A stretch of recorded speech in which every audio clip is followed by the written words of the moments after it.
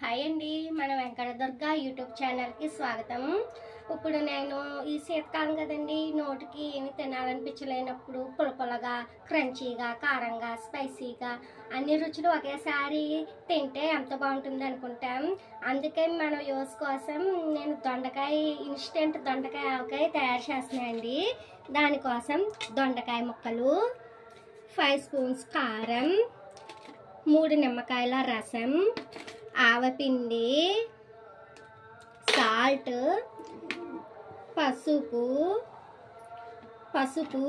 వెల్లుల్లి ముక్కలు అండ్ నూనె. ఇంకెంత ఆలస్యం రండి కలిపేసుకుందాం. ఇదండి ఎలా కలుపుకోవాలో పెద్దది చూపిస్తున్నాను. కలుపుకుంటానికి వీలు అవ్వాలి కదండి, అందుకని దొండకాయ ముక్కలు 1 కప్ వరకు 1 కప్ దొండకాయ ముక్కలు,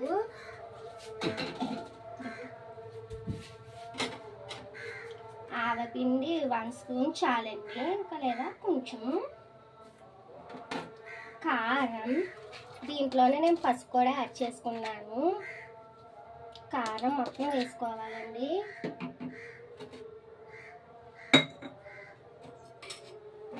వెల్లుల్లి ముక్కలు ఫ్లేవర్ కోసం అంతే, మీకు ఇష్టం ఉంటే వేసుకోవచ్చు లేదా స్కిప్ చేయండి. సాల్ట్ అండ్ నిమ్మరసం అండి వేసుకుని బాగా చేతితో బాగా కలుపుకోవాలండి. ఇలా చూపిస్తున్నాను కదా, ఈ విధంగా చేతితో బాగా కలుపుకోవాలి. మనం చేతులు మండుతున్నాయి కారం అనుకుంటే కుదరదండి. ఒక చోట కలుస్తుంది, ఒక చోట ఉప్పుగా, ఒక చోట పుల్లగా ఉంటుంది. అలా కాకుండా మనం ఈక్వల్గా చేతితో కలుపు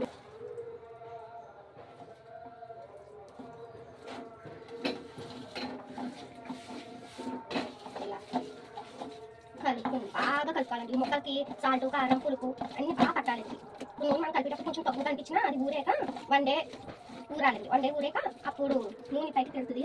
ఇంకోండి మీకు కిందాక చూపించాను కదా, ఈ పోపులో కాజు, కరివేపాకు, పెసరపప్పు, ఆవాలు, ఎండుమిర్చి, కరివేపాకు, కొంచెం ఇంగువ అండి. ఇవన్నీ ముందరే తాలింపు వేసుకుని మనం సిద్ధంగా ఉంచుకోవాలి. ఇన్స్టెంట్ కదండి, అన్ని ఇన్స్టెంట్గా అయిపోవాలి కదా, అందుకు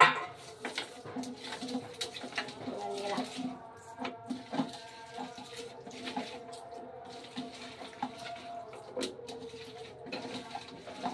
ఇప్పుడే మనం సాల్ట్ అది అడ్జస్ట్ చూసుకున్నా సరిపోద్దండి. మళ్ళీ తక్కువ అయితే వేసుకోవచ్చు, ఎక్కువైతే తీసుకోలేం కదండి, అందుకనండి నేను సాల్ట్ చూస్తాను. నాకైతే కరెక్ట్గా సరిపోయిందండి. ఇన్స్టెంట్ దొండకాయ ఆవకాయ మీరు ట్రై చేసి ఎలాగుందో నా కామెంట్ బాక్స్లో షేర్ చేసుకోండి. నా ఛానల్ ఈ వీడియో నచ్చినట్లయితే నా ఛానల్ షేర్, లైక్, సబ్స్క్రైబ్ మట్టికి మర్చిపోకండి. ఇలాంటి న్యూ ఫ్రెండ్స్ని కూడా ఎంకరేజ్ చేయండి ప్లీజ్ ఫర్ మీ. మళ్ళీ నెక్స్ట్ వీడియోలో కలుద్దాం. బాయ్.